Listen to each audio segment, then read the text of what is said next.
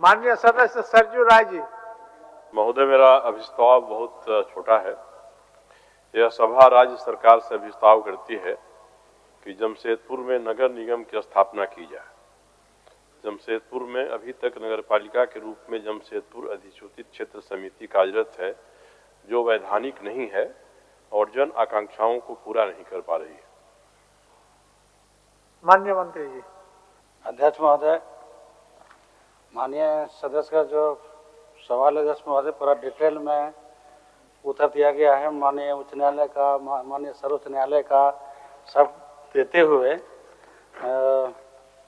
राज्य सरकार और टाटा स्टील के बीच औद्योगिक नगरी गठन करने के लिए सहमति बन गई। अध्यक्ष महोदय, औद्योगिक नगरी के गठन एवं संचालन हेतु कमेटी गठन कर के संबंध में सरकार जल्द इस पर कार्रवाई करेगी। अध्यक्ष महोदय।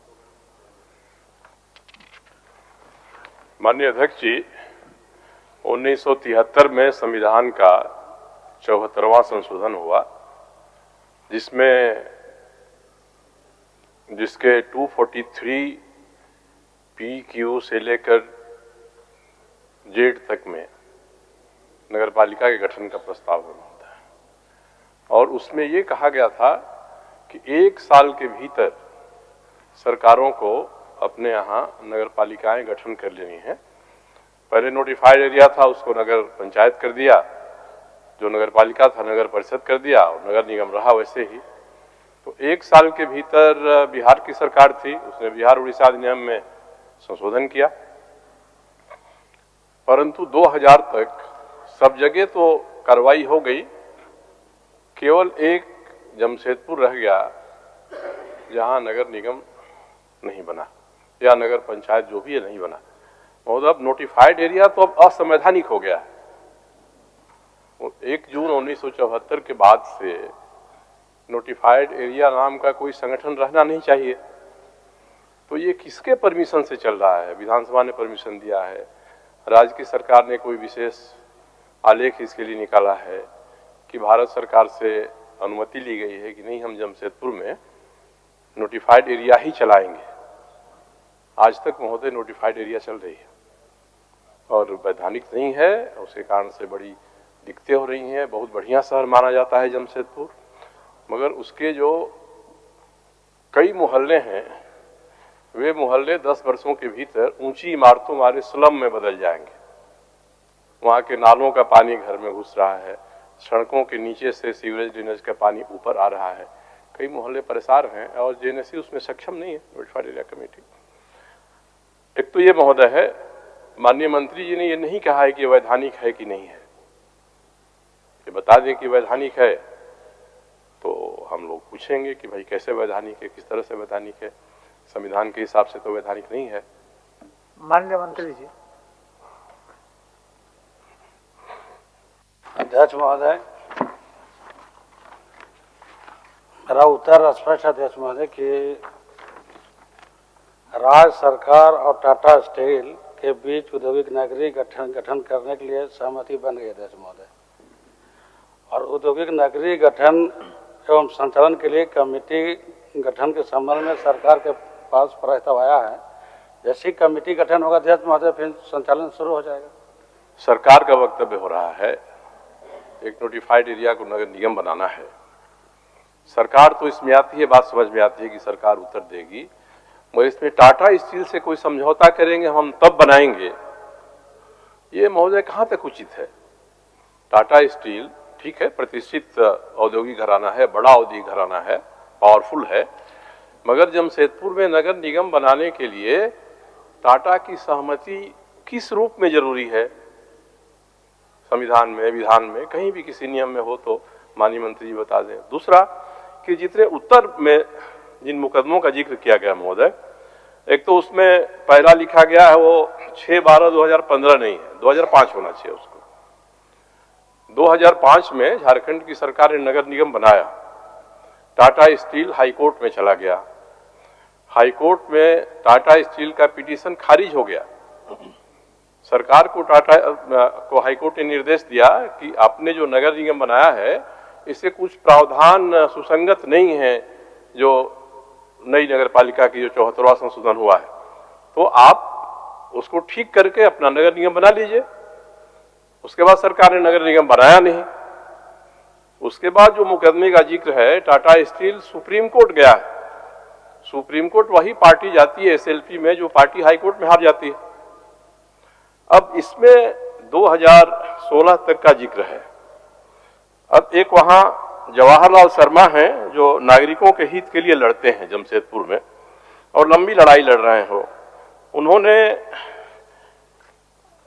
झारखंड की सरकार पे एक आरटीआई डाला 20 मार्च 2018 को, जो इसमें कहा जा रहा है कि 2016 में कोर्ट में समझौता हो गया सरकार और टाटा स्टील और फैसला हो गया। उन्होंने 2018 में एक आरटीआई डाला, उसमें पूछा था 4 सवाल। उसके जो एक सवाल था, उन्होंने पूछा था कि सरकार और टाटा स्टील के बीच में कोई समझौता हुआ है। तो सरकार का जवाब है महोदय 20/3/2018 को जवाब है इनका कि सरकार और टाटा स्टील के बीच किसी प्रकार का समझौता नहीं हुआ है। दूसरा कि जो सुप्रीम कोर्ट का आदेश है महोदय, जिस आदेश का जिक्र इसमें है, सुप्रीम कोर्ट का वह आदेश मेरे पास है, मैं दे दूंगा आसन को। इसमें 467/2008 का जो मुकदमा टाटा स्टील ने किया था उसमें फैसला है। उस फैसले में सुप्रीम कोर्ट ने ना ही कहा है, अंग्रेजी में है महोदय, कि learned counsel for the parties से that the issues raised in the matter have already been settled. यानी उसको बता रहे हैं कि हमने टाटा स्टील से इशू को सेटल कर लिया है इसमें। उसके बाद इसने कहा है सुप्रीम कोर्ट में कि जब दोनों पार्टी ने इशू सेटल कर लिया है तो हम इस मुकदमे को डिस्पोज ऑफ करते हैं। अब इन्होंने क्या सेटल किया इशू आज तक पता नहीं है। कौन से मुद्दे थे, कौन इशू थे टाटा स्टील और सरकार के बीच में जिसके बारे में सेटलमेंट हुआ, कोई समझौता हुआ, इसके बारे में भी जवाहरलाल जी ने पूछा था। तो सरकार ने ही कहा है 2018 में कि सरकार और टाटा स्टील के बीच किसी प्रकार का कोई समझौता नहीं हुआ है। अब महोदय विडंबना है कि सरकार का उत्तर इस प्रकार से आता है और 2016 में अगर मान लीजिए सुप्रीम कोर्ट में से मुकदमा आ गया, सुप्रीम कोर्ट में मुकदमा था, सुप्रीम कोर्ट ने कोई स्टे तो नहीं लगाया था 2008 के जजमेंट पर। सरजू बाबू जी महोदय, सुप्रीम कोर्ट में महोदय ठीक, वो तो सब पूरा इसमें बहुत लंबा कहानी है, लंबा मैं विषय भी है। जा रहा हूँ महोदय, जब कोर्ट ने तो स्टे नहीं लगाया नहीं, माननीय मंत्री में टाटा के सहमति की क्या जरूरत है? माननीय मंत्री जी के पास सहज रूप से उस सवाल करिए, तब माननीय मंत्री जी मैं हाँ, मैंने उतना गंभीर विषय तो अध्ययन करने का आवश्यकता है। सरकार ने जो एक काम करिए मंत्री जी, सरकार ने जो उत्तर दिया है महोदय वो भ्रामक है, वो सही नहीं है। हम समझ गए सरजू बाबू। मैं माननीय मंत्री जी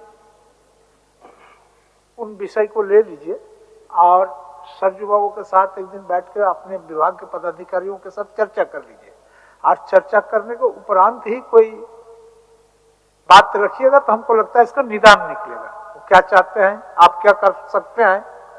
एक अध्यक्ष महोदय माननीय सदस्य सरजू जी को और विभागीय सचिव बुला करके हाँ, रास्ता क्या हो सकता है इस पर निष्पादन चर्चा करें। ठीक है सरजू बाबू, वापस ले लीजिए। महोदय एक बात मैं हमने इस टेक्निकल रास्ता को समय बचाने के लिए किया। मैं अब आगे कोई तर्क नहीं रखूंगा। हाँ। केवल एक सूचना कर देना चाहता हूं कि मैं कई वर्षों से मैं इस निष्कर्ष पर पहुंचा हूं, कोई भी सरकार हो 2000 से आज तक, तो मुझे लगता है कि झारखंड में 24 जिले हैं महोदय, और 24 जिले में 23.5 जिले में झारखंड की सरकार चलती है।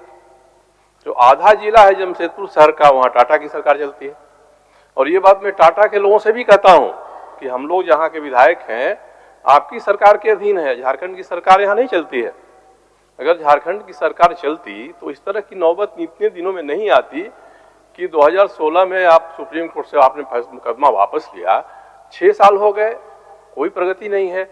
और दूसरा महोदय, एक सबसे बड़ी सैद्धांतिक बात है कि इसमें कहा गया है कि हम इंडस्ट्रियल टाउनशिप बनाएंगे। अब इंडस्ट्रियल टाउनशिप क्या है? नगर निगम, नगर परिषद, नगर पंचायत के बारे में तो अधिनियम बने हुए हैं।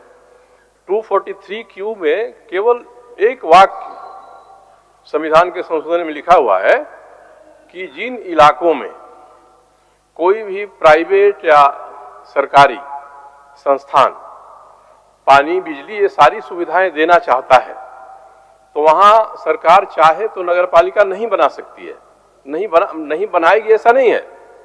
बोकारो भी तो महोदय उसी श्रेणी में है। आज बोकारो में भी कोई नगर पालिका नहीं है, कोई हमारा मताधिकार, तीसरा मत का अधिकार होता है, नागरिकों को वह नहीं है। तो जो इंडस्ट्रियल टाउनशिप बनेगी, इसको कोई परिभाषित किया गया है, इसका कोई अधिनियम बनाया गया है, इसके लिए कोई संकल्प बनाया गया है कि नगर पालिकाओं की तरह ही इंडस्ट्रियल टाउनशिप में भी अमुक अमुक प्रावधान होंगे, चुनाव होगा, नहीं होगा तो नहीं होगा, नहीं होगा तो किस तरह से चलेगा। कई जगह है, नोएडा, ग्रेटर नोएडा बना है, वहाँ कोई नगर पालिका नगर नहीं है, चल रहा है। सरजू बाबू, एक दिन मंत्री जी जो एक बार सरकार सदन के अंदर में जिस बात को आपके समक्ष रखे, एक दिन बैठिए, बैठ के डिस्कशन कर लीजिए। ठीक है महोदय, मुझे अब इस्ताव वापस लेने में, अगर सरकार इस पर सहमत है तो मुझे असहमत होने का कोई कारण नहीं है। मैं इतना ही चाहता हूं कि जो भी चीजें हों पारदर्शी तरीका से हो, साफ तरीका से हो, नियम कानून के अधीन सारी चीजों को करके हो। ऐसा नहीं कि एक बड़ा उद्योग समूह है, हम उस बड़ा उद्योग समूह के प्रभाव में आ जाएं और प्रभाव में आकर हम कुछ ऐसा समझौता करें जिसमें कोई नागरिक फिर न्यायालय में चला जाए, फिर मामला लटक जाएगा। इसलिए सब चीजों को कानून विधि सम्मत तरीके से सरकार करे महोदय, यही मेरी अपेक्षा है। वापस ले लिए? अब मंत्री जी कह दें कि करेंगे ऐसा, तो कह दिया आपको ना, एक बार कह दीजिए बढ़िया से मंत्री जी, वापस ले लेंगे, उसी को रिपीट कर दीजिए। अध्यक्ष महोदय, माननीय सदस्य को और विभागीय सचिव को बुला करके मामला को सॉर्ट आउट करेंगे। ठीक, हो गया। बहुत धन्यवाद मंत्री जी को।